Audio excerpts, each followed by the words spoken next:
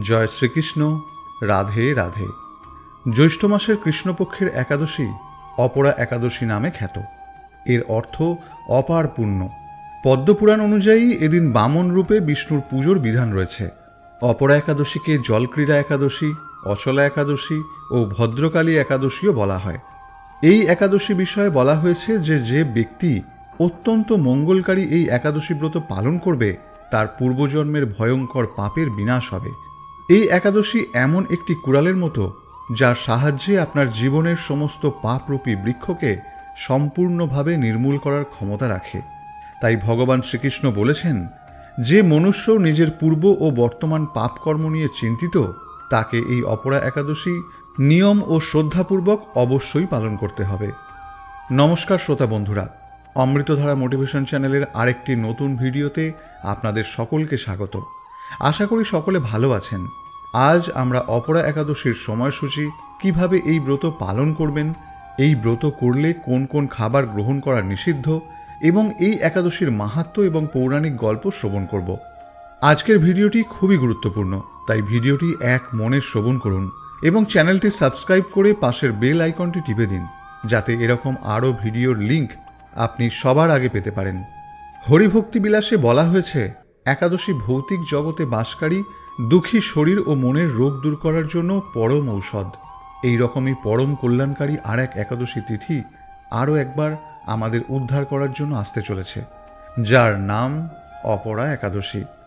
হিন্দু পঞ্চাঙ্গ অনুসারে এই বছর অর্থাৎ 2025 সালে অপরা একাদশী 23শে মে বাংলার 8ই জ্যৈষ্ঠ শুক্রবারে পড়েছে।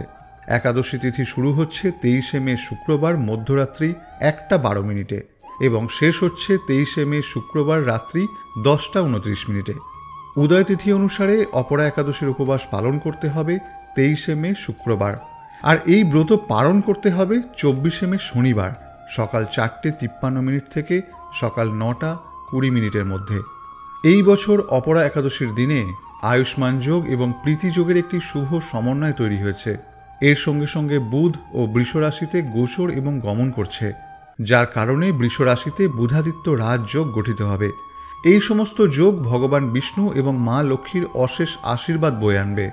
সম্পদ ও সমৃদ্ধি বৃদ্ধি পাবে। এছাড়াও যেহেতু অপরা একাদশী শুক্রবার পড়েছে, তাই এটি দেবী লক্ষ্মীর বিশেষ আশীর্বাদ পাওয়ার একটি গুরুত্বপূর্ণ সুযোগ তৈরি করবে।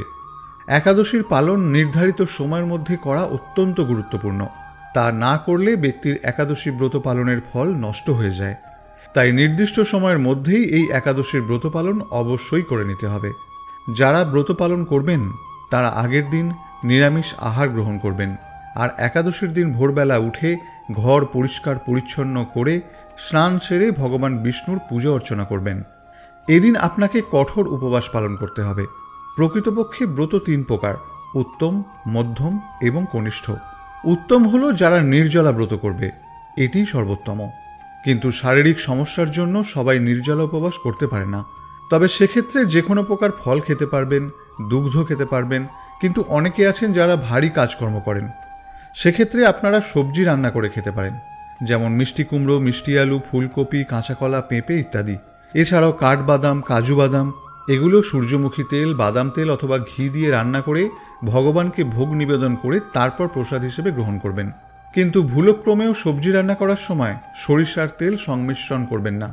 মনে রাখবেন, ব্রত করুন বা না করুন, একাদশীর দিন কিন্তু ভুল করেও পঞ্চরবি শস্য খাবেন না, আর সরিষার তেল তো কখনোই খাবেন না। এতে পাপ না করেও সকল পাপের ভাগিদার হতে হয়। কারণ শাস্ত্রে একটা কাহিনী পাওয়া যায় যে সৃষ্টির শুরুতে এই একাদশী ব্রত ছিল না, কোনো রকম কোনো নিয়মকানুন ছিল না, কোনো বেদ ছিল না। তাই যে যার মতো উচ্ছৃঙ্খলভাবে জীবনযাপন করত, যার ফলে মানুষ নরকে গিয়ে পাপকর্মের ফল ভোগ করত।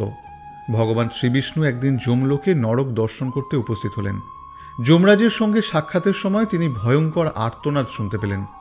যমরাজকে এর কারণ জিজ্ঞাসা করলে তিনি বললেন, প্রভু, দুঃখের কথা হলো পৃথিবীতে কোনো নিয়ম নিষ্ঠা নেই, তাই মানুষ উচ্ছৃঙ্খলভাবে জীবনযাপন করতে গিয়ে পাপ কর্ম করে, আর তাদের সেই পাপকর্মের ফলস্বরূপ আজকে তারা নরকের এই দুঃখ ভোগ করছে।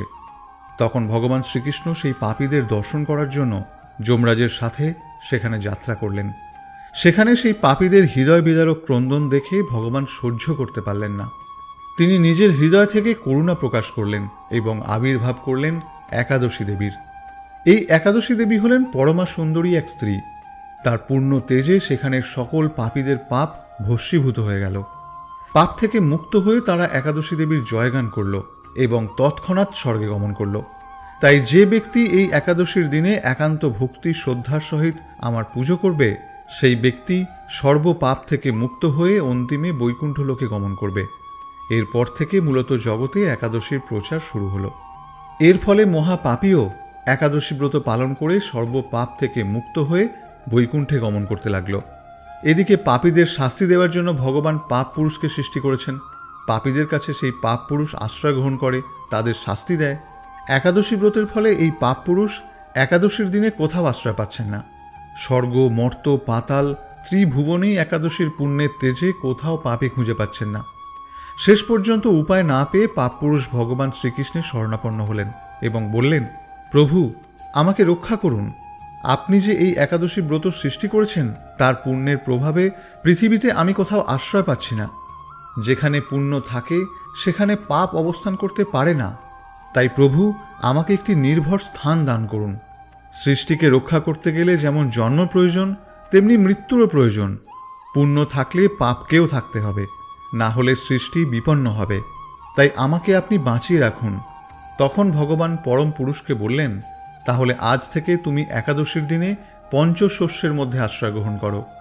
যে ব্যক্তি একাদশীর দিনে পঞ্চ রবিশস্য গ্রহণ করবে, সেই ব্যক্তি পাপ না করেও সকল পাপের ভাগীদার হবে। এছাড়া একাদশীর দিনে কোনো প্রকার শাক, শিম, ঢেঁড়স, বেগুন ইত্যাদি খাওয়া উচিত নয়। এর ফলেও কিন্তু ব্রত ভঙ্গ হয়। এছাড়া কোনো প্রকার নেশা জাতীয় দ্রব্য গ্রহণ করা যাবে না। একাদশীতে সবথেকে গুরুত্বপূর্ণ যে জিনিসটি করতে হয় তা হলো অন্ন ত্যাগ করা আর বেশি বেশি করে হরিনাম জপ করা। এছাড়া পবিত্র গীতা গ্রন্থ বা যে কোনো ধর্মীয় গ্রন্থ পাঠ করা যেতে পারে। আমাদের চ্যানেলে শ্রীমদ্ ভগবদ্গীতার বিশেষ কিছু ভিডিও রয়েছে, যার লিঙ্ক আমি এই ভিডিও ডেসক্রিপশনে দিয়ে দেব। আপনারা তা শ্রবণ করতে পারেন। সর্বপ্রথম একাদশীর দিন ব্রহ্ম মুহূর্তে শয্যা ত্যাগ করুন। তারপর নিত্যকর্ম ও স্নান করে যত তাড়াতাড়ি সম্ভব নিজেকে শুদ্ধ করে নিন। তারপর নিজের ঘরে ভগবানের মঙ্গল আরতি করুন। তারপর ভগবানের সামনে হাতে গঙ্গা জল নিয়ে বসে একাদশী ব্রতের সংকল্প মন্ত্র পাঠ করুন। মন্ত্রটি হল, একাদশাং নিরাহার স্থিতা অহম অপরে অহনি ভক্সামি পুণ্ডরীকাক্ষ শরণং মে ভাবাচ্যুতা। অর্থাৎ একাদশীর দিন আমি ভোজন করব না, পরের দিন অন্ন গ্রহণ করব। হে পুণ্ডরীকাক্ষ, হে অচ্যুত, আমাকে আপনার শরণে নিন। এইভাবে একাদশী ব্রতের সংকল্প নিয়ে এবার আপনি তুলসী দেবীর পূজা করুন। তুলসী দেবী বাস্তবে আমাদেরকে ভগবানের কাছে নিয়ে যায়, কারণ তিনি ভগবানের শুদ্ধ ভক্ত। এরপর তুলসী দেবীকে আপনি জল অর্পণ করবেন। এরপর তুলসী দেবীর সামনে একটি ঘিয়ের প্রদীপ প্রজ্বলন করুন এবং তুলসী বৃক্ষকে কমপক্ষে 4 বার প্রদক্ষিণ করুন। অনেকে মনে করেন যে একাদশীর দিন তুলসী দেবীকে জল দান করা উচিত নয়, কিন্তু শাস্ত্র অনুসারে এরকম কোনো উল্লেখ নেই। একাদশীর দিন তুলসী দেবীকে জল অর্পণ করতে পারেন। এরপর তুলসী দেবীকে ভক্তি ভরে শ্রদ্ধা সহকারে প্রণাম করুন এবং এই মন্ত্রটি পাঠ করুন, ওং বৃন্দাওই তুলসী দেব্যই প্রিয়া ওই কেশবস্য চ কৃষ্ণ ভক্তি প্রদে দেবী সত্যবত্যই নমো নমঃ। তারপরে আপনি তুলসী দেবীর সামনে বসে ভগবান শ্রীকৃষ্ণের পবিত্র মহানাম জপ করুন, হরে কৃষ্ণ কৃষ্ণ কৃষ্ণ হরে হরে, হরে রাম রাম রাম হরে হরে। এই মহামন্ত্র যতটা পারবেন জপ করবেন। শ্রদ্ধা ছাড়া কোনো ধার্মিক কর্ম সফল হয় না। তাই একাদশীর দিন যতটা পারবেন বেশি বেশি করে এই মহামন্ত্র জপ করবেন। এই দিন আপনার নিকটবর্তী কোনো গোসেবা কেন্দ্রে গিয়ে গোমাতার জন্য দান করতে পারেন। এবার সন্ধে হওয়ার পরে তুলসী দেবীর সামনে ও ভগবান শ্রীকৃষ্ণের সামনে ঘিয়ের প্রদীপ প্রজ্বলন করুন। ভগবানের সামনে বসে কীর্তন করুন। পরের দিন দ্বাদশী তিথিতে প্রাতঃকালে উঠে স্নানাদি করে শুদ্ধ হয়ে হরে কৃষ্ণ মহামন্ত্র জপ করুন। নির্ধারিত সময়ের মধ্যে অর্থাৎ 24শে মে শনিবার সকাল 4:53 থেকে সকাল 9:20 মধ্যে একাদশীর পারণ মন্ত্র পাঠ করে নিন। মন্ত্রটি হল, অজ্ঞান তিমিরান্ধস্য ব্রতেনানেন কেশব প্রসীদ সুমুখ নাথ জ্ঞানদৃষ্টি প্রদো ভব। এরপর বাড়িতে অন্নভোগ ভগবানের সামনে দিয়ে তার ওপর তুলসীপত্র রেখে ভগবানকে নিবেদন করুন আর সেটাই প্রসাদ হিসেবে গ্রহণ করুন। পারণ করার পূর্বে বাড়ির নিকটবর্তী মন্দিরে বা সুপাত্র ব্রাহ্মণ বা বৈষ্ণবকে নিজের সামর্থ্য অনুসারে কিছু দান করতে পারেন, কারণ সুযোগ্য ব্যক্তিকে দান করা প্রত্যেক ব্যক্তির মুখ্য কর্তব্য। দ্বাদশীর দিনে পালন করার পূর্বে আপনি কোনো গোমাতা বা বাছুরকে খাবার খাওয়াতে পারেন বা গোশালায় দান করতে পারেন। এভাবেই একাদশী ব্রত পালন করে ভগবান গোবিন্দের বিশেষ কৃপা প্রাপ্ত করতে পারবেন। বন্ধুরা, বলা হয় যে ব্যক্তি এই দিন সম্পূর্ণ ভক্তি সহকারে ভগবান শ্রীহরির অপরা একাদশী ব্রত পালন করবে, তার সহস্র পূর্বজন্মের পাপ নষ্ট হয়ে পরম ভগবান শ্রীকৃষ্ণের বিশেষ কৃপা লাভ করতে পারবে। হিন্দুদের পবিত্র গ্রন্থ গীতায় শ্রীকৃষ্ণ বলেছেন যে খারাপ কাজ করলে তার শাস্তি অবশ্যই পেতে হবে, তবে অপরা একাদশী ভক্তি ভরে পালন করলে পাপ থেকে মুক্তি পাওয়া যায় বলে বিশ্বাস করা হয়। তবে একটা কথা মনে রাখতে হবে, যদি কোনো পাপ থেকে মুক্তি পাওয়ার জন্য আপনি অপরা একাদশী পালন করেন, তাহলে ওই পাপ আর জীবনে কখনো করা যাবে না। অপরা একাদশী পালন করার পরেও যদি আপনি ওই একই পাপ করেন, তাহলে পাপের বোঝা 100 গুণ বেড়ে যাবে। যেমন ব্রহ্ম হত্যা, ইচ্ছায় বা অনিচ্ছায় কোনো ব্রাহ্মণের মৃত্যুর কারণ হওয়া শাস্ত্রমতে ঘোরতর পাপ, তবে অপরা একাদশী পালন করলে এই পাপ থেকেও মুক্তি পাওয়া যায়। মিথ্যা কথা বলা, কাউকে মিথ্যা কথা বলে ভয় দেখানো অবশ্যই পাপ কাজ। এই পাপ থেকে মুক্তি পেতে অপরা একাদশী পালন করা যেতে পারে। প্রতারণা করা, কারোর সঙ্গে প্রতারণা করে থাকলে যদি আপনি অনুতপ্ত হন, তাহলে অপরা একাদশী পালন করুন এবং ভগবান বিষ্ণুর কাছে অন্তর থেকে ক্ষমা চান।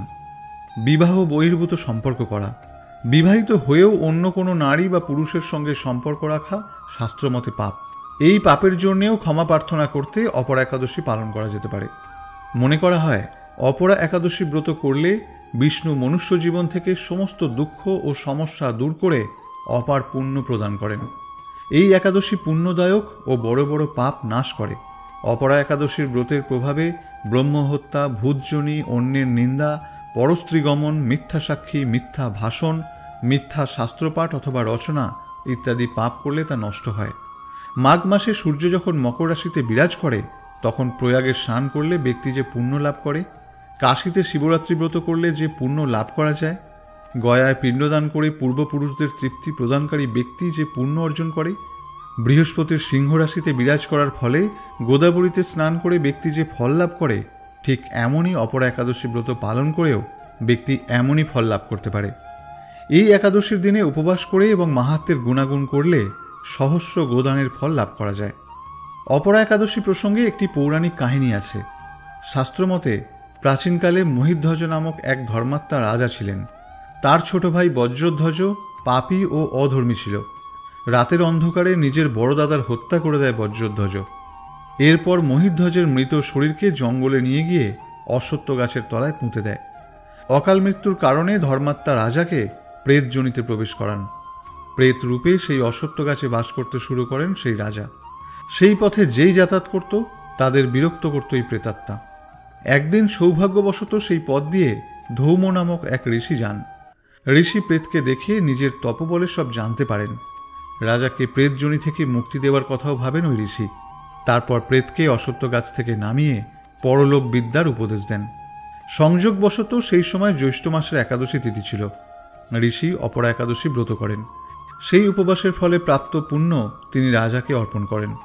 এই পুণ্যের প্রভাবে রাজা প্রেতজনি থেকে মুক্ত হন এবং দিব্য দেহ ধারণ করে স্বর্গে গমন করেন।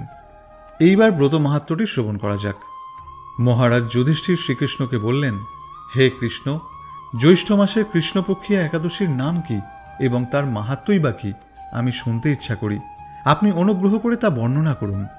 শ্রীকৃষ্ণ বললেন, হে মহারাজ, মানুষের মঙ্গলের জন্য আপনি খুব ভালো প্রশ্ন করেছেন। বহু পুণ্য প্রদানকারী, মহাপাপ বিনাশকারী এবং পুত্রদানকারী এই একাদশী অপরা একাদশী নামে খ্যাত। এই ব্রত পালনকারী ব্যক্তি জগতে প্রসিদ্ধি লাভ করে।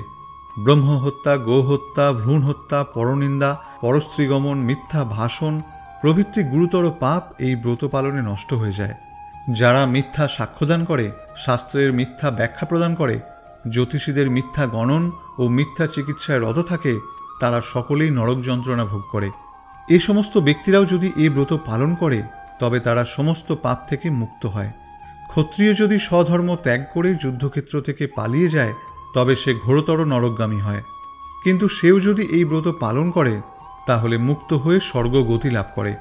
মকর রাশিতে সূর্য অবস্থানকালে মাঘ মাসে প্রয়াগ স্নানে যে ফল লাভ হয়, শিবরাত্রিতে কাশীধামে উপবাস করলে যে পুণ্য হয়, গয়াধামে বিষ্ণু পাদপদ্মে পিণ্ডদানে যে ফল লাভ করা যায়, সিংহ রাশিতে বৃহস্পতির অবস্থানে গৌতম নদীতে স্নানে, বদরিকাশ্রম যাত্রায় ও বদ্রীনারায়ণ সেবায়, সূর্যগ্রহণে কুরুক্ষেত্র স্নানে, হাতি গোড়া স্বর্ণদানে এবং দক্ষিণাসহ যজ্ঞ সম্পাদনের যে ফল লাভ হয়, এই ব্রত পালন করলে অনায়াসে সেই সকল ফল লাভ হয়ে থাকে। এই অপরাব্রত পাপরূপ বৃক্ষের কুঠার স্বরূপ, পাপরূপ কাষ্ঠের দাবাগ্নির মতো, পাপরূপ অন্ধকারের সূর্য সদৃশ এবং পাপ হস্তির সিংহস্বরূপ। এই ব্রত পালন না করে যে ব্যক্তি জীবন ধারণ করে, জলে বুদবুদের মতো তাদের জন্ম মৃত্যু কেবল সার হয়। অপরা একাদশীতে উপবাস করে বিষ্ণু পুজো করলে সর্বপাপ মুক্ত হয়ে বিষ্ণু লোকে গতি হয়। এই ব্রত কথা পাঠ ও শ্রবণ করলে সহস্র গোদানের ফল লাভ হয়।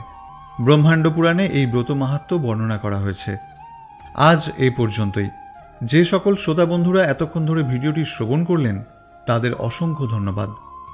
যদি ভিডিওটি দেখে আপনার ভালো লেগে থাকে তাহলে একটি লাইক করবেন এবং আপনার প্রিয়জনদের সাথেও ভিডিওটি শেয়ার করবেন। আর অবশ্যই চ্যানেলটি সাবস্ক্রাইব করবেন এবং কমেন্টে লিখবেন জয় শ্রীকৃষ্ণ।